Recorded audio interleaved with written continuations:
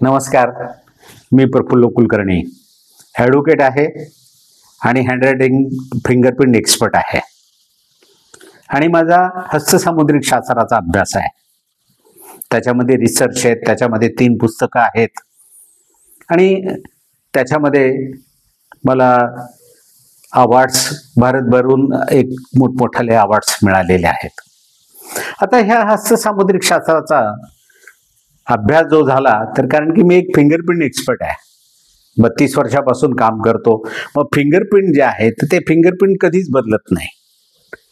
मग हातावरच्या रेषांचं काय, म्हणून माझा 24 वर्षापासून हातावरच्या रेषांचा अभ्यास झाला.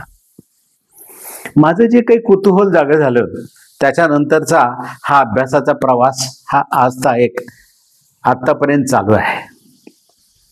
आता हस्तसामुद्रिक शास्त्र एक महान शास्त्र आहे की ज्याच्यामुळे त्या व्यक्तीच्या आयुष्यातील बारीक सारीक घटना ज्या आहेत त्या सर्व घटना सांगता येतात, सुखदुःख सांगता येतात आणि अडीअडचणी सांगता येतात. म्हणजे तुम्ही जन्मकुंडली पाहिल्यानंतर किंवा तुम्ही ज्योतिषाकडे गेल्यानंतर जे जे काही तुमचे प्रश्न असतात त्या सर्व प्रश्नांची उत्तरं हस्तसामुद्रिक शास्त्रामध्ये तुम्हाला मिळतात. आणि मी फक्त हस्तसामुद्रिक शास्त्राचाच अभ्यासक आहे. मला स्वतःला असा अनुभव आहे की हातावरच्या ज्या काही सर्व प्रमुख रेषा आहेत, तुम्हाला तर ह्या 3च रेषा दिसतात, 3 किंवा जास्तीत 4. असं वाटतं की ह्या 4 रेषामध्ये आयुष्याचं गणित कसं बसलं असेल, पण परमेश्वराची लीला आहे. त्यांनी ह्या संपूर्ण हातावर व्यक्तीचं किंवा मानवाचं संपूर्ण आयुष्याचं भविष्य याच्यावर चित्रित केलेलं आहे आणि ते नकाशा रूपी दिलेलं आहे. फक्त ते तुम्हाला वाचता आलं पाहिजे. आणि जेव्हा हातावरच्या रेषा किंवा हातावरचा नकाशा तुम्हाला वाचता येतो तेव्हा तुम्हाला आयुष्याच्या प्रत्येक टप्प्यावर आपल्या आयुष्यात काय घडणार आहे त्याचं मार्गदर्शन तुम्हाला मिळत राहतं. तर आजची एक रेषा आहे ती आहे हृदय रेषा. हे पहा की आता जे काही मी तुम्हाला शिकवणार आहे याच्यासाठी तुम्हाला हस्तसामुद्रिक शास्त्र येण्याची बिलकुल गरज नाही. कारण की हातावरची जी काही हृदय रेषा आहे, इकडे पहा, ही वरपासून खालपर्यंत आपल्याला आडवी पहिली जी रेषा आहे ती पहिल्या बोटापासून खालपर्यंत जी जाते करंगळीपर्यंतची ती हृदय रेषा आहे. म्हणजे तिचा उगम पहिल्या बोटाखाली होतो आणि पहिल्या बोटाखाली होऊन तो करंगळीच्या पार जातो. ती आपली हृदय रेषा आहे. आता हृदय रेषा ही प्रेम भावना दाखवते, वात्सल्य दाखवते, मत्सर क्रोध दाखवते. म्हणजे भावभावनांच्या सर्व भावना ही हृदय रेषा दाखवते. आता शरीरशास्त्राप्रमाणे जर तुम्ही विचार केला तर हृदयाला मन नाही, कारण की आपलं मन जे आहे ते आपल्या मनाच्या संवेदना आपल्याला दुसरीकडनं येतात. परंतु हस्तसामुद्रिक शास्त्रामध्ये हृदय रेषा संवेदनाही देते, भावनिकताही दाखवते आणि हृदयाचं चलनवलन पण दाखवते. म्हणजे थोडक्यात एक हृदयाची जी काही प्रकृती आहे किंवा हृदयाचं जे काही चलनवलन आहे त्याचं सुद्धा ती मार्गदर्शक आहे.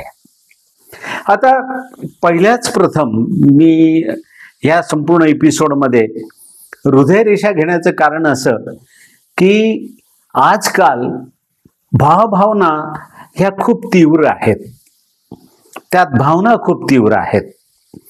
लगेचच राग येणं, लगेचच रुसणं, कठोर होणं, स्वार्थी भाव असणं, प्रेम जमणं, ह्या निरनिराळ्या भावभावना ही हृदय रेषा दाखवत असते. तर आता तुम्ही चित्रात बघा, ही जी काही आहे ही हृदय रेषा आहे आणि ह्या आडव्या पहिल्या रेषा जी पहिल्या बोटापासून शेवटपर्यंत जाते ती हृदय रेषा हो. आता ही जी हृदय रेषा आहे ही ह्या पहिल्या बोटाच्या खाली जर मस्तक रेषेला जाऊन मिळाली, चित्रात पहा, ही हृदय रेषा वर बोटाकडे न जाता मस्तक रेषेला जर जाऊन मिळाली तर अशा व्यक्तींचं त्यांच्या आयुष्यामध्ये प्रेम नक्की होतं. म्हणजे अशा व्यक्ती 100% प्रेमात पडतात. आता प्रेम होतं पण प्रेमाचं जे काही हे आहे रूपांतर किंवा म्हणा किंवा प्रेम केल्यानंतरचं लग्न होईलच की नाही हे मात्र ते सांगता येत नाही. त्याच्यासाठी हातावरच्या इतर रेषा तुम्हाला बघावं लागतात आणि त्याच्यानंतरच लग्न होईल की नाही हे ठरवता येतं. आता प्रेम भावना ज्या आहेत त्या प्रेम भावना ह्या किती तीव्र आहेत. ह्या त्या प्रेम भावनाच्या तीव्रतेसाठी ही जे काही हृदयरेषा आहे, आता तुम्ही फोटोत बघा किंवा चित्रात बघा, त्याच्या खाली अशा छोट्या छोट्या छोट्या रेषा खाली जर रेषा आलेल्या असतील, चित्रातलं आता हे पहिलं चित्र बघा, दुसरा फोटो बघा, तिसरा फोटो बघा, चौथा फोटो बघा, म्हणजे तुमच्या लक्षात येईल की ह्या जर हृदयरेषेला खाली येणाऱ्या जर त्या रेषा जर असतील तर अशा व्यक्तींची प्रेम भावना ह्या तीव्र असतात. थोडक्यात अशा व्यक्ती समोरच्यांवर विश्वास जास्त ठेवतात. समोरच्यांच्या बोलण्यावर सुद्धा विश्वास जास्त ठेवतात आणि ते त्याच्या प्रेमात पडतात. आता जेव्हा हृदयरेषेच्या खाली ह्या रेषा असतात तर तेव्हा त्यांच्या आयुष्यामध्ये एक प्रेमाची व्यक्ती नसते, 2-4 प्रेमाच्या व्यक्ती असतात. मग नुसतंच प्रेम आणि प्रेमिका असते असं नाही, तर त्यांचं नवऱ्यावरही प्रेम असतं, आई वडिलांवरही प्रेम असतं, त्यांच्या जवळचे जे काही कोणी लोक असतात त्यांच्यावरही प्रेम असतं. म्हणजे नेहमीच वासनायुक्त प्रेम आहे. हे वासनायुक्त प्रेम त्याच्यात असतं असं नाही. आता हे झालं याच्यामध्ये. आता हृदयरेषेच्या खाली, आता परत चित्रात बघा, हृदयरेषेच्या खाली रेषा असतील आणि मग ते पहिल्या बोटाच्या वरपर्यंत इथपर्यंत गेलं तरी चालेल, असे लोक प्रेमात पडतात. सुरुवातीला मी जे तुम्हाला सांगितलं की ही जी हृदयरेषा आहे ती खालच्या रेषेवर जाऊन मिळाली. खालची रेषा मस्तक रेषा आहे. खालच्या रेषेला जाऊन मिळाली तर चित्रात परत बघा, खालच्या रेषेवर जाऊन मिळाली तर प्रेम नक्की होतं. आता हे जे काही प्रेम आहे, आता अजून एक भाग आहे या हृदयरेषेचा आणि त्या हृदयरेषेचा एक भाग असा आहे की हृदयरेषा जिचा उगम ह्या पहिल्या बोटाच्या पेरातून होत असेल, म्हणजे शेवटच्या ज्याला आडवी जी रेषा आहे 3 पेरांची शेवटची आडवी रेषा, त्या रेषेतनं होऊन जर शेवटपर्यंत जर जात असेल तर अशा व्यक्ती अतिशय निस्सीम प्रेम करतात, भयंकर प्रेम करतात.